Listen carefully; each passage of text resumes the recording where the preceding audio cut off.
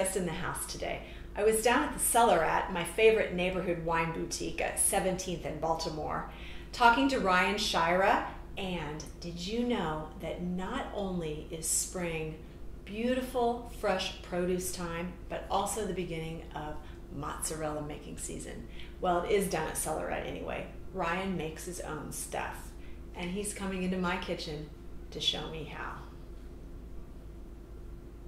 All right, so Ryan and I are gonna make our cheese. I'm warning you, this is a first for me. We didn't make cheese in my family, so I'm glad I've got the Italian expert here. We'll see how it goes. But before we get started, I've got a big pot of boiling water on the stove that Ryan has heavily salted. I could not believe how much salt he put in that, but I have a feeling he's gonna tell us why that's necessary in a bit. But first, Ryan, tell us a little bit about the Cellar Rat. Mostly, I'm sure a lot of people are curious how it got its name. Sure. Well, when I was putting the concept together, I wanted to come up with a name that was marketable and not just name it Ryan's Liquor or name it after somebody. So came up with Cellar Rat. And traditionally, in a winery, a cellar rat, they work in the cellar, they work in the tasting room, they work in the vineyard, so they know everything that's going on. So it's like the nickname for an employee, for somebody working in the winery. Okay, they're the cellar rat, but it's also a take on the term gym rat, the kid that stays after basketball practice and just shoots free throws all night. It's kind of what I used to do when I was getting into wine. Is I'd just read wine books and taste wine and try to learn as much as I could.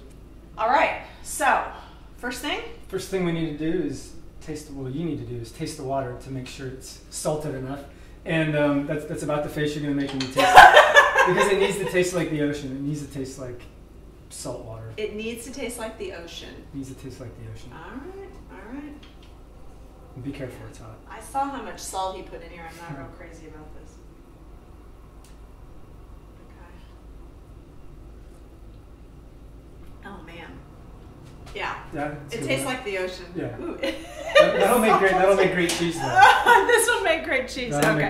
Why does it need to be so salty, Ryan? Because the curd has absolutely no flavor whatsoever. Okay. So we're going to give that curd salty flavor. So this is what you start with when you make your cheese. Yes. Curd.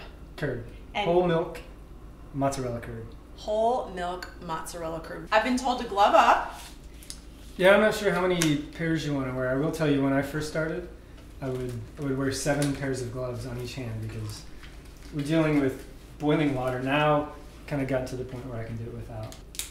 The way my grandma used to make it is the way that I make it. So you learned how to make this from your grandma? Yeah, she would make ricotta, mozzarella. Wow. So I kind of just watched her and figured it out. So the way she did it is the way I do it. So we take a little bit of the curd. So I basically make it, a couple mozzarella balls at a time. So you just make it in the summer, is that right? Yeah, end of spring, beginning of summer, and then because I've found that the curd, the texture changes seasonally. So I've tried to make it in the fall and in the winter, but the curd is different. So it's just a seasonal thing, just like produce. I mean, these things we shouldn't be necessarily enjoying year round. Yeah. You can always buy packages that are labeled fresh mozzarella at grocery stores.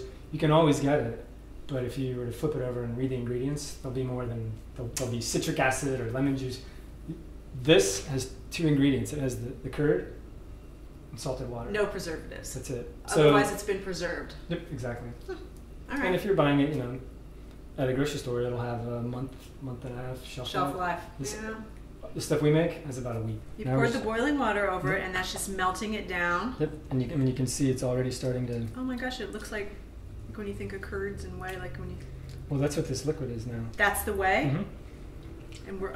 okay. And so the creamy liquid that's forming now, that's the whey. So you have curds. Wow, curds and whey. But you can see it's already... Because our water was heavily salted and really hot, it's coming right together. How much do you make for the shop? How much cheese? Yeah, a week. At least 20 pounds a week. 20 pounds a week, that's a lot of cheese. That is a lot of cheese. Sometimes it's more than that. Sometimes I feel like I'm a cheesemaker rather than running a wine shop. But you can see it's starting. You are a cheesemaker. True. It's starting to get a little silkier, but we still have these little lumps that we need to cook out of there. So we can cook them out of there, but then the reason you have those gloves on is we also want to stretch it. And that's the fun part of mozzarella. Look at that. Is to be able to stretch it. And you just kind of, it's almost like you're kneading. It looks like bread dough. Yeah. But you can still see that there are lumps, so we need to set it back in. So that's all there is to it. It's just the boiling water, pouring over it, and then the kneading of the curd. It's a lot of smoke and mirrors. Yeah. People think it, that they're like, wow, you make cheese. So yeah, this water is really hot. We're almost there, so I'll make this first one, you'll get to do the second one. Cool. So the best part about making fresh mozzarella is tasting it. So like we're just gonna punch a little bit. Look at that. That is it almost looks like an egg yolk. It does look That like is an the egg yolk. freshest mozzarella. Wow.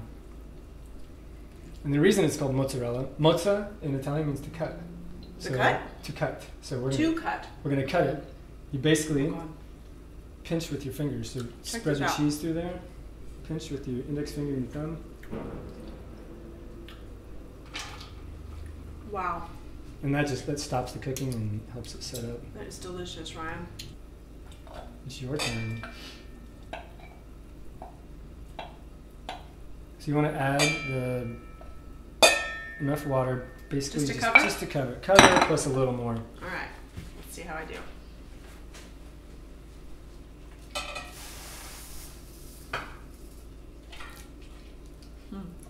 Get it to come together. Almost, you're pulling it. So your grandma did this. She made cheese. Mm-hmm. Yeah, she made it all the time. She made ricotta more than she made mozzarella. Did she? Yeah. It's just. So now you want to pick it up and start Pick stretching. it up. Pick up that sucker and start stretching it and pulling it. Wow. Yeah.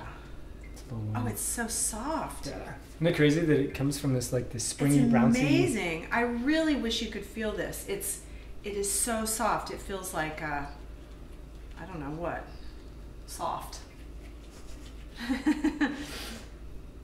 So when I would watch my grandma make it, and with anything that she would cook, I would always ask.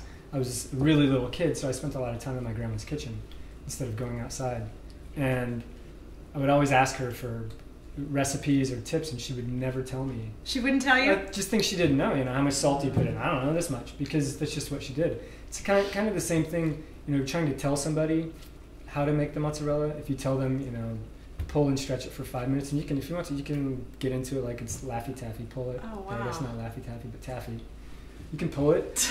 But if you were to tell somebody, and when it breaks like that, put it back in the hot water. You need to put it back in the hot water just to get it. When it gets really, really silky, and you've cooked out all those little clumps, that probably needs a little bit more hot water.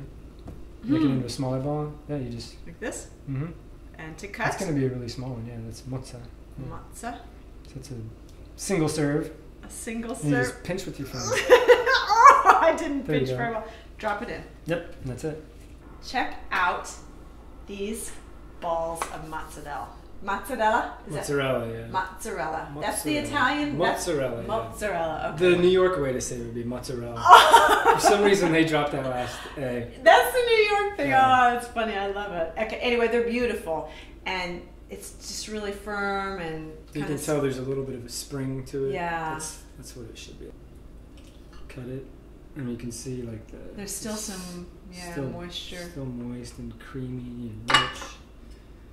So this is like a decadent treat. Yeah. Just the simplest way is really good extra virgin olive oil, salt, and pepper. That's all you need. It's probably like once you've had the fresh stuff for yourself, you won't want to go buy it. I think that's why we sell so much of it, is people have it and then they've never had anything like it. Just a little bit of sea salt? Yeah, a little bit of salt. Because we've already seasoned it twice in the ice water and the boiling water, so you don't need a bunch of salt. So you had salt in the ice water too? Mm-hmm. So all we did, we shocked it in the ice water to stop it from cooking, and then it's good to bring it to room temperature. Yeah, you want to serve it at room temp before you eat it. So that's what we've done.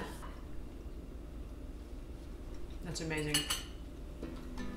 Yeah, creamy, rich, it's beautiful. I've never tasted anything like it. I was surprised when you chose a rosé wine. This is an Italian rosé. Mm-hmm. Yep. Tell me why rosé. This is an Italian rosé made from Refosco, and our #1 food and wine pairing rule is if it grows together, it goes together. So if we're eating Italian food, fresh mozzarella is Italian, do Italian wine. Because of the richness of that mozzarella, I mean, you can feel how creamy, very, very rich. Creamy and rich it is. You need something with bright acidity. So something like a rosé, or you could do a Pinot Grigio. But you want something with bright acidity. I just love rosé in the spring. Yeah. Okay, let's try it with the wine or with the cheese.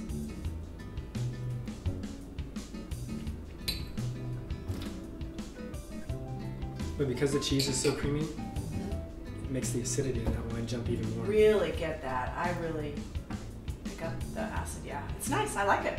Work for you. Yeah, I love it. Yeah. And of course, Italian beer. Of course. It's easy. So yeah, Italian beer, Pilsner style beer, nice and clean. Not a lot of hoppiness or malty. Just a really nice, clean, crisp beer. So think spring. Yeah, of course. Or summer.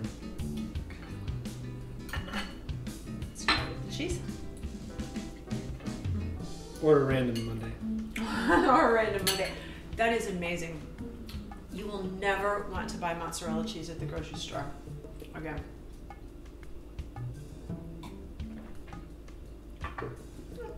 I say cheers in Italian. Chin chin. Chin chin.